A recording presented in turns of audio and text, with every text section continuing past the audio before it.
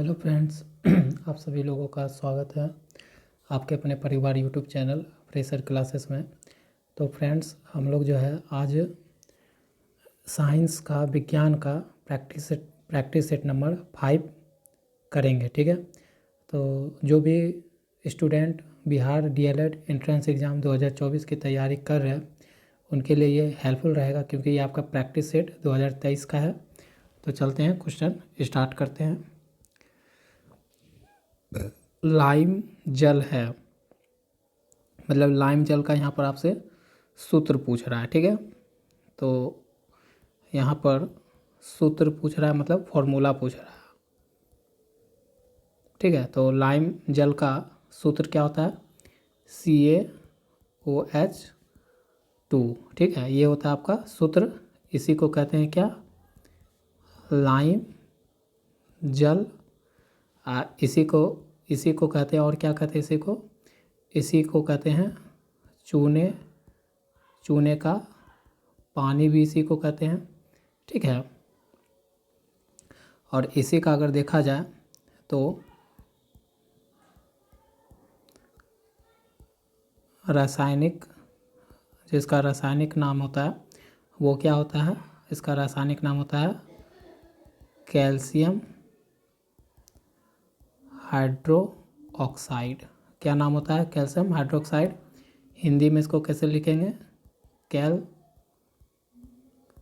Calcium hydroxide, ठीक ना। तो इस तरह से हम लोग इसको लिखेंगे। तो आपको मैंने लाइम जल से जो भी इम्पोर्टेंट जुड़ा हुआ इससे और थ्योरी था वो मैंने बता दिया आपको कि इसको क्या कहते हैं। लाइम जल तो कहते ही हैं। इसका जो फॉर्मूला या सूत्र होता है वो CaOH2 होता है। इसे और चूने का पानी भी कहते हैं। इसी का आपको रासायनिक नाम पूछ ले तो कैल्शियम हाइड्रोक्साइड बोलते हैं, हिंदी में भी कैल्शियम हाइड्रोक्साइड ही बोलते हैं, ठीक है। तो आपका ऑप्शन यहाँ से राइट हो गया, सी। आगे बढ़ते हैं। कौन रंग है जिसका खतरे के सिग्नल में इस्तेमाल होता है? तो खतरे का यहाँ पर क्या होता है? खतरे का सिग्नल में, मतलब आप बोल सकते हो ट्रैफिक लाइट में होता है ना, खतरे का सिग्नल दिखाने के लिए क्या होता है? डेंजर दिखाने के लिए क्या होता है? किस रंग का इस्तेमाल करते हैं? किसका करते हैं? तो हम लोग लाल रंग का इस्तेमाल करते हैं खतरे का सिंबल को दर्शाने के लिए, ठीक है। तो आपका ऑप्शन यहाँ से क्या हो गया? बी राइट हो गया। अच्छा, इससे इम्पोर्टेंट बात क्या है? लाल रंग क्यों करते हैं यूज? खतरे का सिग्नल के रूप में लाल रंग का यूज ही क्यों करते हैं? तो लाल का इसलिए करते हैं क्योंकि इसका जो लाल रंग का जो तरंग दैर्घ्य होता है, इंग्लिश में बोले तो वेवलेंथ जो होता है वो क्या होता है? वो सबसे अधिक होती है। वेवलेंथ क्या होता है, या जिसे तरंग दैर्घ्य कहते हैं वो क्या होता है? सबसे अधिक होती है, ठीक ना। तब ना क्या होता है, लाल रंग आपको दूर से भी दिख जाता है। ट्रैफिक सिग्नल का एक एग्जांपल ले लेते हैं।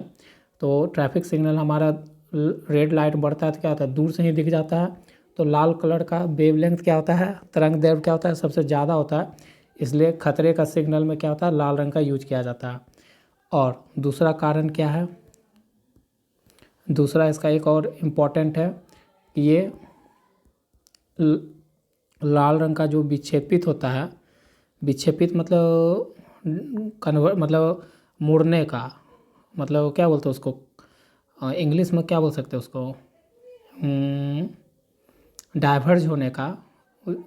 ये अच्छा, विक्षेपण याद रखें। विक्षेपण मतलब याद रखें मुड़ना, मतलब जो ज़्यादा मुड़ता नहीं है। तो ये जो होता है कम से कम होती है। इसका जो विक्षेपित होता है वो कम से कम होता है। मतलब ये कम से कम क्या होता है? जैसे देखिए यहाँ पर मैं मान लेता हूँ, यहाँ पर रेड लाल है। कौन कौन सा सिग्नल में लाइट रहता है? ग्रीन रहता है ना, ग्रीन है। और कौन सा रहता है? और कौन सा रहता है, येलो भी रहता है। चलो येलो भी लगा दिए। ये आपका ट्रैफिक लाइट है। तो क्या होता है ना कि आपका गाड़ी मान लीजिए यहाँ पर है, ठीक ना, तो रेड लाइट का जो है ना यहाँ तक दृश्य पहुँचता है, तो ये हो गया वेवलेंथ। वेवलेंथ क्या होता है, इसका ज़्यादा दूर तक पहुँचता है। वहीं पर ग्रीन का थोड़ा उससे कम पहुँचता है, और पीला का क्या होता है, उससे कम दूरी पहुँचता है। तो ये हो गया वेवलेंथ का एग्जांपल। अब मैं देता हूँ विक्षेपित को समझाता हूँ। विक्षेपित मतलब कम से कम ये होती है, विक्षेपित कम से कम होता है किसका, लाल रंग का। विक्षेपित मतलब क्या होता है ना, ये कम से कम मतलब मुड़ता है, झुकता है कम से कम। जैसे देखिए, जैसे ये रेड लाइट, ये फिर से मैं एक समझाता हूँ विक्षेपित के लिए। ये लाल, ये ग्रीन, ये पीला। तो विक्षेपित को मतलब क्या हो गया समझने के लिए, कि इसका जो है ना, इसका जो झुकाव होता है ना, ये बहुत दूर तक जाता है। ये विक्षेपित का मतलब ये इसका झुकाव बहुत कम होता है। इसका झुकाव क्या होता है, बहुत कम होता है। ये इसका झुकाव कम होने के ही कारण से क्या होता है, ये ज़्यादा दूर तक जाता है। अगर इसका झुकाव रेड लाइट का झुकाव विक्षेपित ज़्यादा होगा, तो ये लाइट जो है ना मुड़ के यहीं पर गिर जाएगा, यहीं पर। तो यहाँ जब आप गाड़ी आपका यहाँ पहुँचेगा, तब आपको सिग्नल दिखेगा। लेकिन नहीं, हम दूर से ही क्या करते हैं, गाड़ी का रेड लाइट देख लेते हैं। तो इसका तरंग दैर्घ्य ज़्यादा होता है और ये कम मुड़ता है। ठीक है, ये ज़्यादा कम मुड़ने के कारण क्या होता है, बहुत दूर तक फैलता है। ठीक है, तो ये हो गया विक्षेपित। ठीक है, मैंने समझा दिया आपको। आगे बढ़ते, तो यहाँ से ऑप्शन आपका बी राइट। चलिए आगे। निम्नलिखित में से कौन मानव का उद्भव स्थान है। मतलब बोल रहा है कि मानव का पहला बार जो है ना, जैसे कहाँ से प्राप्ति हुई थी, मानव कहाँ पर जन्म लिया था पहला बार, ठीक ना, तो वो लिया था आपका अफ्रीका में। कहाँ लिया था, अफ्रीका में। ठीक है, आगे बढ़ते हैं। पृथ्वी के वायुमंडल में कार्बन गैस का प्रतिशत कितना है। तो पृथ्वी में वायु कार्बन गैस का आपको बोला है CO2 का पूछ रहा है। ठीक है, इसी को बोलते हैं कार्बन गैस भी बोल सकते हैं, या कार्बन डाइऑक्साइड बोलते हैं। तो इसका जो प्रतिशत है पृथ्वी के वायुमंडल में, वो कितना है, तो याद रखिएगा वो आपका है 0.0003। तो ऑप्शन यहाँ से आपका राइट सी। ठीक है, अच्छा, कल हम लोग पढ़े थे नाइट्रोजन गैस का, कि वायुमंडल में नाइट्रोजन के कितने प्रतिशत है। तो आप लोग के लिए होमवर्क है, आप लोग को नाइट्रोजन गैस वायुमंडल में, पृथ्वी के वायुमंडल में कितना प्रतिशत है, वो आपको यहाँ पर हमको कमेंट में आंसर करना है। ठीक है, चलिए आगे बढ़ते हैं।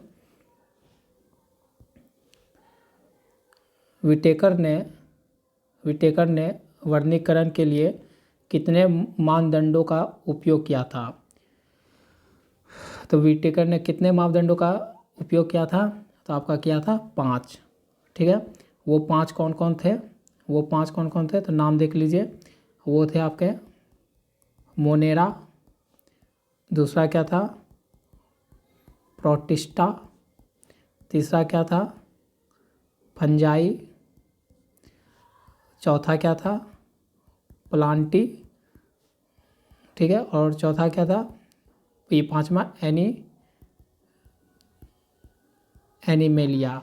तो इस तरह से आपके जो विटेकर थे वो जो वर्गीकरण किए थे, ठीक ना, तो वो वर्गीकरण 5 किए थे, और 5 का नाम मैंने यहाँ लिख दिया आपको। ठीक है, आपसे ये 5 का पूछ सकता है। तो विटेकर याद रखिएगा कि वर्गीकरण जो किए थे वो 5 किए थे, और उसमें 5 का ये नाम था। ठीक ना, ये वर्गीकरण अगर पूछ दे कि ये जो वर्गीकरण है ये किस वर्ष किया गया था, तो याद रखिएगा 1969 में। ठीक है, चलते आगे। सभी केसुरिकियों की एक समान विशेषता है। तो सभी केसुरिकियों की एक समान विशेषता क्या है, वो सिर से जुड़ा होता है। ठीक ना, तो आपका ऑप्शन क्या हो गया, डी राइट हो गया। आगे बढ़ते हैं। पत्ती के किनारों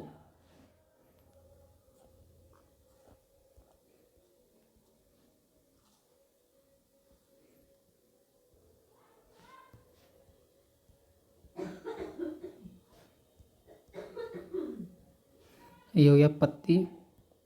तो देखिए हरास बनाना चाहिए था, कोई बात नहीं। तो देखिए पत्ती के किनारों के साथ पानी का बूंदों के रूप में निकलना कहलाता है। पत्ती के किनारों, किनारों मतलब पत्ती का ये किनारा, ये क्या हो गया, पत्ती का किनारा हो गया, ठीक है ना। और ये पूरा क्या है आपका, पत्ती का चित्र है। तो पत्ती का किनारा ये हो गया। तो वही बोल रहा है पत्ती के किनारों के साथ पानी के बूंदों के रूप में निकलना कहलाता है। यहाँ से जो होता है ना, यहाँ से आपका मान लेते हैं पानी, यहाँ से पानी का बूंद निकलता है, ठीक है। यहाँ से पानी का ये क्या है, पानी का बूंद। अगर पत्ती के किनारे से पानी का बूंद निकल रहा है तो इस प्रोसेस को या इस अथी को क्या कहते हैं, तो इसको कहते हैं गुटेशन कहते हैं। इसको क्या कहते हैं, गुटेशन प्रोसेस कहते हैं, ठीक है। इसे क्या कहते हैं, गुटेशन प्रोसेस कहते हैं। ये कब होता है, गुटेशन प्रोसेस कब होता है, तो यहाँ पर जान लीजिए नोट, गुटेशन प्रोसेस कब होता है। ये तब होता है जब वाष्पीकरण की प्रक्रिया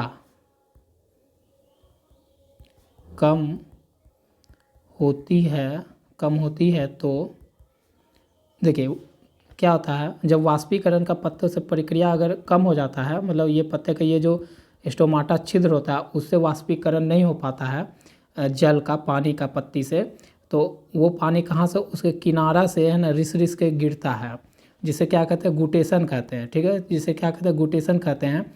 तो ये कब होता है गुटेशन का प्रोसेस, जब वाष्पीकरण की प्रक्रिया कम हो जाती है पत्ती में, तो जो अतिरिक्त पानी यहाँ पर पत्ती में जमा होता है, अतिरिक्त पानी जो बचता है, तो ये यहाँ जो अतिरिक्त पानी जो बचता है वो पत्ती के कहाँ से, किनारा पर से, कहाँ से, किनारा पर से गिरना स्टार्ट हो जाता है। उसी को बोलते हैं क्या, गुटेशन। समझे होंगे। आगे बढ़ते हैं। 3 प्रतिरोधी चित्रानुसार एक त्रिभुज ABC की भुजाओं के क्रम में जुड़े हैं। A तथा B के सिरा के बीच समतुल्य प्रतिरोधी होगा। देखिए आपको एक फिगर दिया हुआ है, ठीक है, यहाँ पर देख सकते हैं। ये आपका प्रतिरोधी का, किसका दिया हुआ है, प्रतिरोधी का फिगर दिया हुआ है। तो आपको A और B के सिरा के बीच समतुल्य प्रतिरोधी निकालना है, मतलब एक सिंगल प्रतिरोधी में इसको कन्वर्ट करना है। तो देखिए यहाँ से आपको बताते हैं, ये से यहाँ जुड़ा हुआ है, मतलब यहाँ पर जो आपका क्या है, सीरीज में जुड़ा हुआ है। सीरीज में जुड़ा हुआ है तो हम लोग क्या फॉर्मूला जानते हैं, सीरीज में फॉर्मूला जानते हैं, रेजिस्टेंस जो जुड़ता है वो तो R1 प्लस R2 हो जाता है। दोनों को जोड़ के होता है, तो यहाँ पर जोड़ दीजिए 60 प्लस 100, तो कितना बन गया 160, 160 ओम हो गया यहाँ पर, ठीक। अब हमारा कुछ डायग्राम इस तरह से बनेगा, देखिए आपको बना के दिखाते हैं, ठीक है। ये A है और ये B है, और इस पे जो है ना ये डायग्राम, अब ये यहाँ ये दोनों जुड़ के एक सिंगल रेजिस्टेंस बन गया और ये इसके ऊपर में आ गया, ठीक है। तो ये आपका हो गया 160 ओम और यहाँ पर है आपका 40 ओम, ठीक है। तो आप ऐसे बदल दिए। अब आपसे पूछा है कि इस दोनों का, अब इस दोनों को सिंगल में बदलना होगा। तो ये दोनों किस में जुड़ा हुआ है, पैरेलल में जुड़ा हुआ है, ठीक है। ये रेजिस्टेंस कैसे जुड़ा हुआ है, पैरेलल में जुड़ा हुआ है। अब पैरेलल का फॉर्मूला क्या होता है, ये होता है 1/R1 प्लस 1/R2 ये होता है। तो हमको अब क्या करना होगा, कहाँ मैं बताऊँ आपको, यहीं पर एडजस्ट करते हैं। तो एक है 1/60 और 1/40, ठीक है। अगर एलसीएम ले लेते हैं तो 60 बड़ा है, तो इसी का 1 प्लस और यहाँ से 4, ठीक है। तो जुड़ के क्या बन जाएगा, जुड़ के हमारा यहाँ लिखते हैं अब इसको इरेज कर देता, आप यहाँ समझ गए होंगे। अब इरेज करने के बाद तो पैरेलल का जो यहाँ से बनेगा, जो पैरेलल का इक्विवेलेंट रेजिस्टेंस आएगा वो आएगा 5/60। ये जुड़ के 5/60 होगा। लेकिन हमको क्या चाहिए, समतुल्य प्रतिनिधि चाहिए। तो समतुल्य प्रतिरोधी, समतुल्य प्रतिरोध जो है वो इसको उल्टा देंगे, 5 कर देंगे तो इसको डिवाइड करेंगे तो कितना बार में 32 ओम आ जाएगा। हमारा जो समतुल्य प्रतिरोधी है वो कितना निकला, 32 ओम। तो आपका ऑप्शन यहाँ से बी राइट हो गया, समझे। बस फॉर्मूला था, एक सीरीज और पैरेलल का फॉर्मूला समझना होगा आपको, और उसके आधार पर आप कर सकते हैं। आगे बढ़ते हैं। रिक्तिका को घेरने वाली झिल्ली कहलाती है, क्या कहलाती है, रिक्तिका को घेरने वाली झिल्ली क्या कहलाती है। तो यहाँ से आपका ऑप्शन हो जाएगा ए, टोनोप्लास्ट कहलाते हैं। रिक्तिका को घेरने वाली झिल्ली क्या कहलाती है, टोनोप्लास्ट, ठीक है।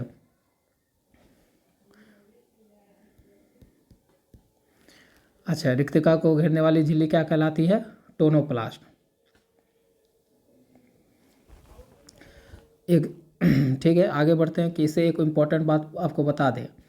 चलिए बता देते हैं कोशिका के बारे में। रिक्तिका को घेरने वाली झिल्ली कहलाती है टोनोप्लास्ट।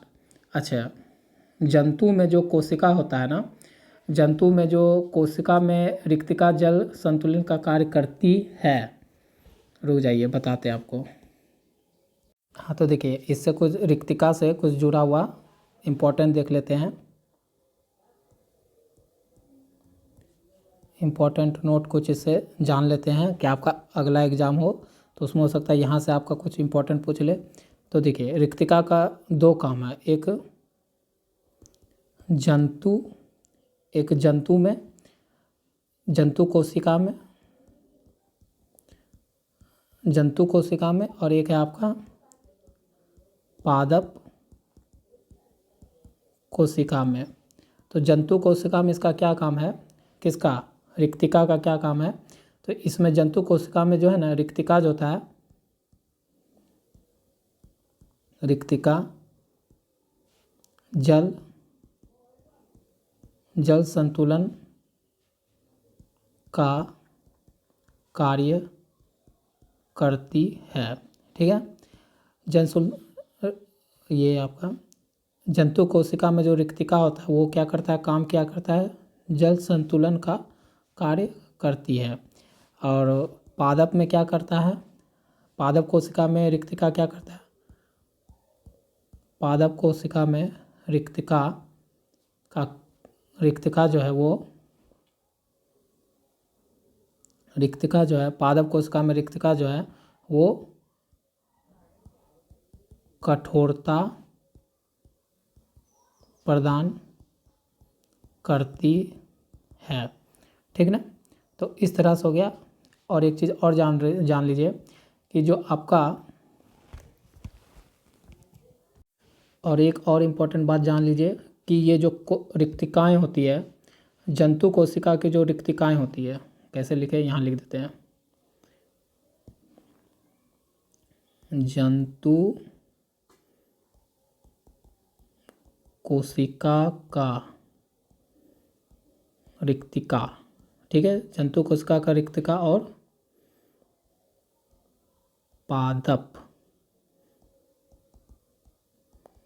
कोशिका का रिक्तिका, थोड़ा स्पेलिंग समझिएगा, और ये रिक्तिका, ठीक है। तो जंतु कोशिका का रिक्तिका और पादप कोशिका का रिक्तिका में कंपेयर क्या है कि आपका जो पादप कोशिका का रिक्तिका होता है ना, वो क्या होता है, बड़ा होता है, ग्रेटर देन होता है किससे, जंतु कोशिका से बड़ा होता है किसका, रिक्तिका, पादप कोशिका का रिक्तिका, ठीक है। तो ये आपको समझाना था, ये 3 पॉइंट इससे जुड़ा हुआ था, आपसे शेयर कर लिए। आगे बढ़ते हैं। कूडनकुलम नाभिकीय ऊर्जा केंद्र भारत के किस राज्य में स्थित है। तो नाम से ही पता चला, कूडनकुलम तो तमिलनाडु में, ठीक है। और इससे इसका जो क्या बोलते हैं, विद्युत जो क्षमता है इसका, विद्युत उत्पादन क्षमता जो है कुडनकुलम जो तमिलनाडु में है, नाभिकीय ऊर्जा उसका है 6000 मेगावाट। आगे बढ़ते हैं। मैक्स 1407 जो कि एक अधिक उपज देने वाली कीट मुक्त प्रजाति है, ये किसके लिए यूज होता है? मैक्स इतना जो कि एक अधिक उपज देने वाली कीट मुक्त प्रजाति है, वो सोयाबीन के लिए यूज होता है। किसके लिए यूज होता है? सोयाबीन के लिए। अब चलिए, सोनार एक ऐसी युक्ति है जिसमें उपयोग किया जाता है। सोनार एक ऐसी युक्ति है जिसमें उपयोग किया जाता है। पहले सोनार बोलिए क्या होता है? पहले तो आपको सोनार क्या होता है वो बताना होगा। तो सोनार क्या होता है कि जो आपका समुद्री जहाज़ होता है, ठीक ना, वो क्या करते हैं, समुद्र में गहराई मापने या पता लगाने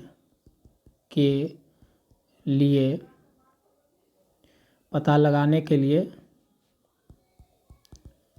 सोनार का उपयोग करते हैं। किसका उपयोग करते हैं? समुद्र की गहराई या उसका पता लगाने का लिए किसका यूज करते हैं? समुद्री जहाज़ वाले सोनार का यूज करते हैं। ठीक है, तो और सोनार में किस ध्वनि का यूज होता है? ये नहीं पूछ रहा है कि सोनार में किस तरंगों का यूज होता है। नहीं, सोनार में किस तरंगों का यूज होता है? तो इसमें आपका यूज होता है पराध्वनि तरंगों का। किसका यूज होता है? पराध्वनि तरंगों का यूज होता है। ठीक है, आगे बढ़ते हैं। जेल मिश्रण है। जेल जो है, जेल आप देखते होगे ना, जेल लगाते हो तो वो किसका मिश्रण होता है? ठोस प्लस द्रव का मिश्रण होता है। तो आपका द्रव तथा ठोस का तो ऑप्शन सी राइट हो गया। ठीक है, आगे बढ़ते हैं। टंगस्टन कितने डिग्री ताप पर पिघलता है? तो टंगस्टन कितने डिग्री पर ताप में पिघलता है? तो बताइए, टंगस्टन आप देखते कहाँ पर हो? टंगस्टन आप कहाँ पर देखे हो? तो टंगस्टन से आपका जो विद्युत बल्ब होता है,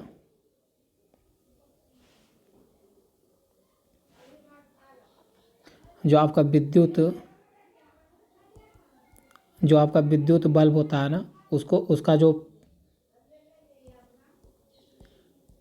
उसका फिलामेंट होता है, ठीक है, ठीक ना, विद्युत बल्ब का जो फिलामेंट बनता है वो किससे बनता है? आपका टंगस्टन से बनता है। वो किससे बनता है? टंगस्टन से बनता है। ठीक ना, तो और अब टंगस्टन के बारे में जान लेते हैं। इसका जो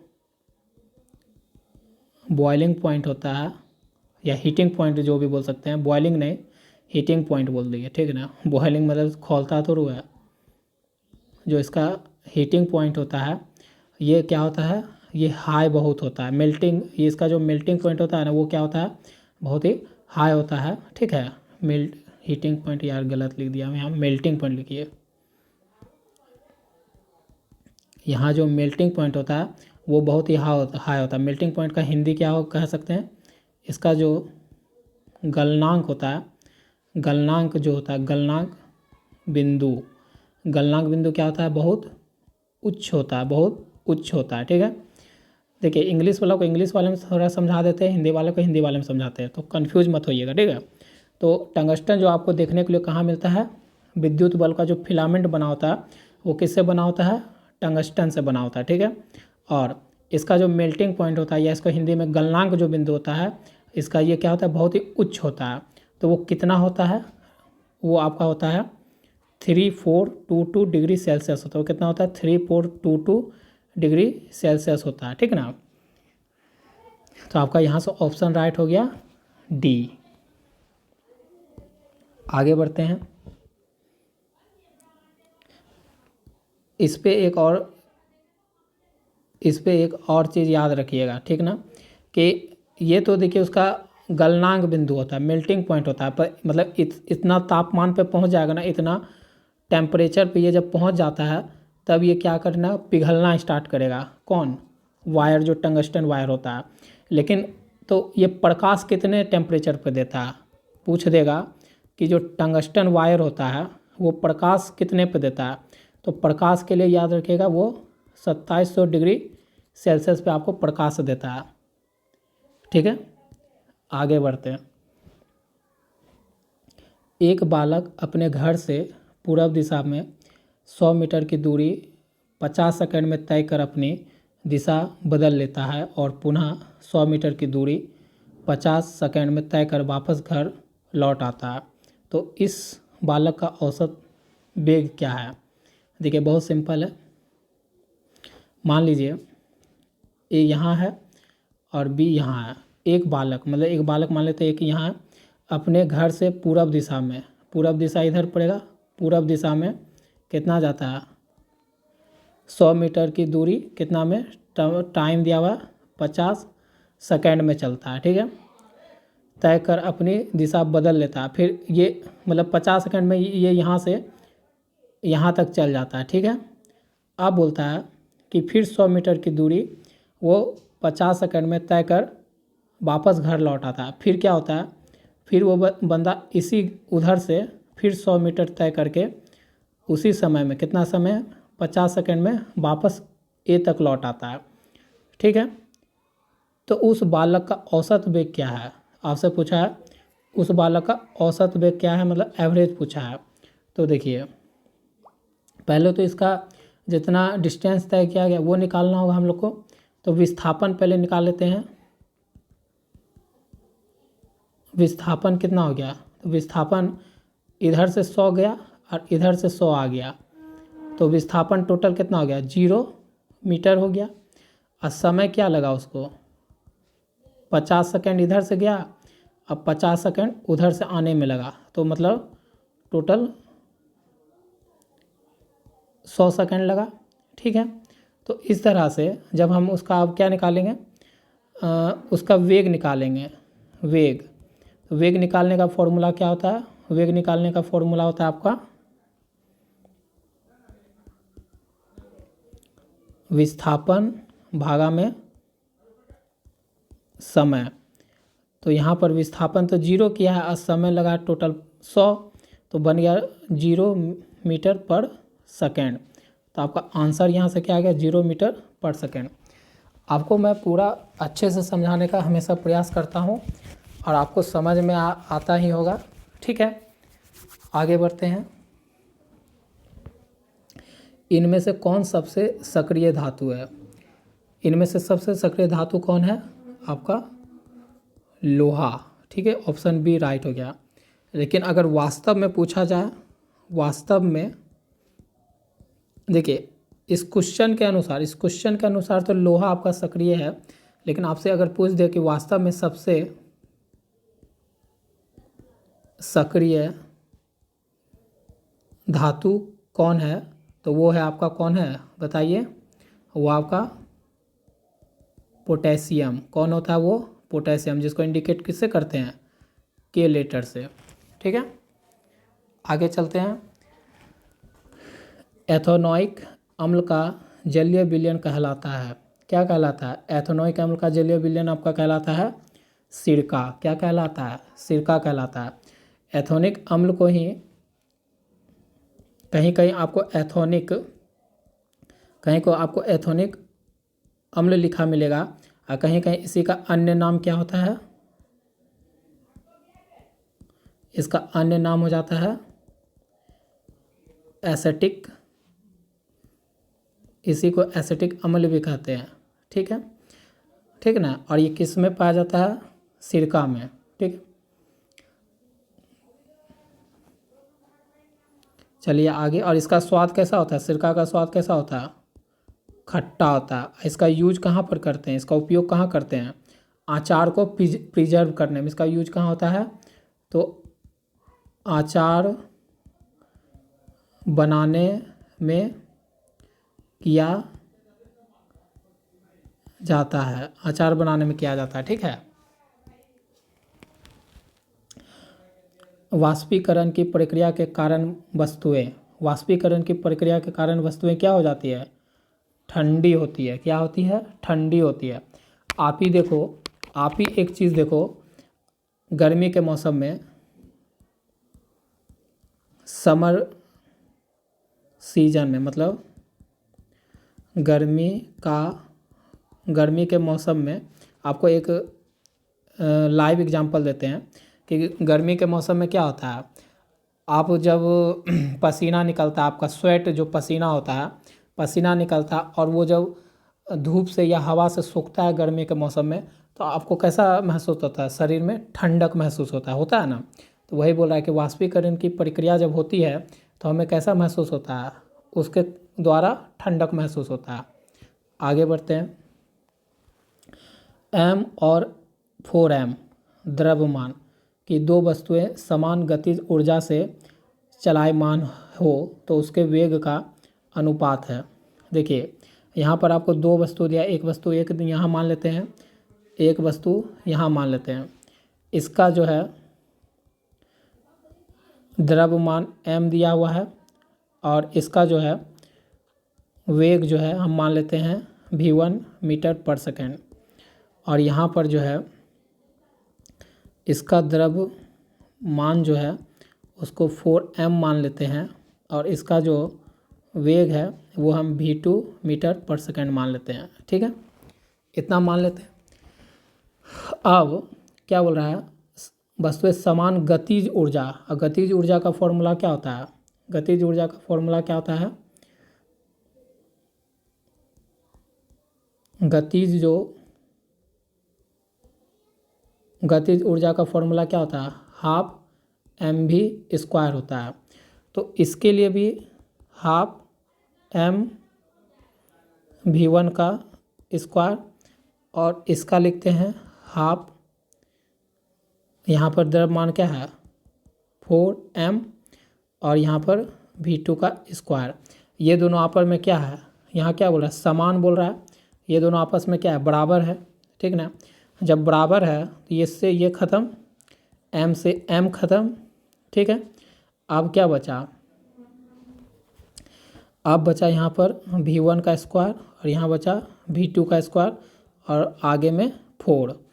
तो इसको अगर v1/v2 का, v2 को इधर लिया है तो होल स्क्वायर बराबर क्या हो जाएगा? 4/1 हो जाएगा। और स्क्वायर को उधर भेजेंगे तो इस पर क्या होगा? रूट चढ़ जाएगा। तो v1/v2 क्या हो जाएगा? 2:1। तो यही आपसे पूछा था कि उनके वेग का अनुपात क्या होगा? तो 2:1 होगा। तो आपका ऑप्शन बी राइट हो जाएगा। ठीक है, आगे बढ़ते हैं। अंतिम क्वेश्चन है आज का। जियोट्रॉपिज्म पौधे का किसके प्रति प्रतिक्रिया है? किसके प्रति प्रतिक्रिया है? तो जियोट्रॉपिज्म पौधे का किसके प्रति प्रतिक्रिया है? तो ये है गुरुत्वाकर्षण बल के प्रतिक्रिया है। इसमें होता क्या है? जियोट्रॉपिज्म पौधे में होता क्या है? समझिए इसको।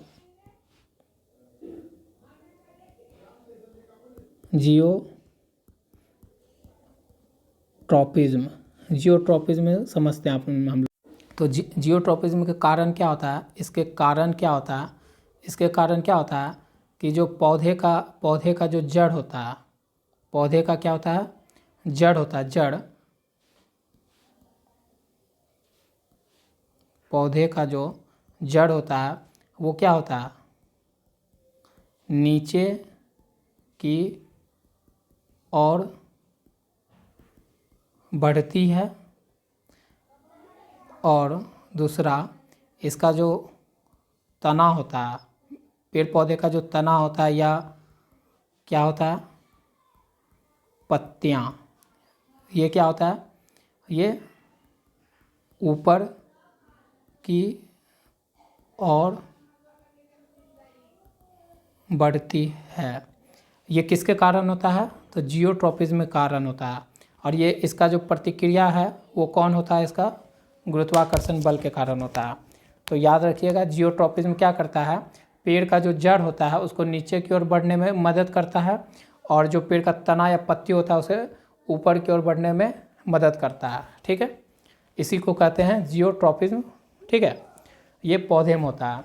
तो आपका जो 20 क्वेश्चन है विज्ञान का, प्रीवियस प्रैक्टिस सेट नंबर जो हम लोग कर रहे थे 5, तो आपका इस तरह से कंप्लीट होता है। तो जो भी फ्रेंड्स हैं जिनको जो भी तैयारी करें बिहार डीएलएड एंट्रेंस एग्ज़ाम 2024 का, तो वो यहाँ तक वीडियो अगर पूरा देखे तो उनको दिल से धन्यवाद। और जो पहली बार चैनल पर आए तो चैनल को सब्सक्राइब करिए, कमेंट करिए अगर अच्छा लगता है, और जो भी सवाल है मन में उसका कमेंट कर सकते हैं, और वीडियो को लाइक कर दीजिए और चैनल को सब्सक्राइब कर लीजिए और बेल आइकन नोटिफिकेशन प्रेस कर लीजिए, जिससे कि आप अगला वीडियो का नोटिफिकेशन पहले मिल सके। तो मिलते हैं आपसे अगले वीडियो में। आज के लिए बस, धन्यवाद।